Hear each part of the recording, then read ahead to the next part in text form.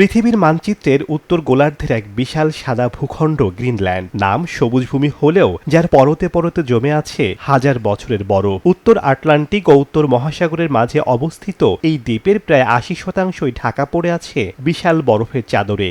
বিশাল এই ভূখণ্ডে মানুষের বসবাস নামমাত্র। প্রায় ২১ লাখ বর্গ কিলোমিটার আয়তনের এই দ্বীপে জনসংখ্যা মাত্র ৫৬,০০০ থেকে ৫৭,০০০।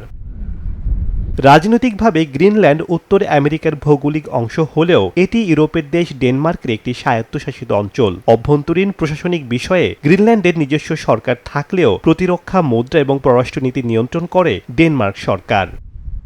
তবে বর্তমানে জলবায়ু পরিবর্তনের ফলে গ্রিনল্যান্ডের বরফ আশঙ্কাজনক হারে গলতে শুরু করেছে। গবেষকরা বলছেন এই গলন বৈশ্বিক সমুদ্র পৃষ্ঠের উচ্চতা বাড়িয়ে দিতে পারে কয়েক ফুট। ফলে আগামী দিনে কেবল প্রাকৃতিক সৌন্দর্যের জন্য নয়, বরং পরিবেশের অস্তিত্ব রক্ষার লড়াইয়েও গ্রিনল্যান্ড হবে পৃথিবীর কেন্দ্রবিন্দু।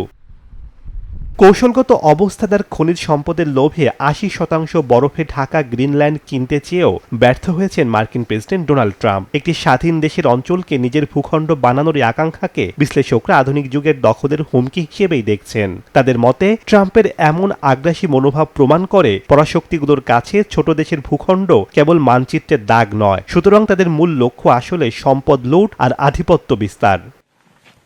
শেখ সাদি মারজান, সময় সংবাদ।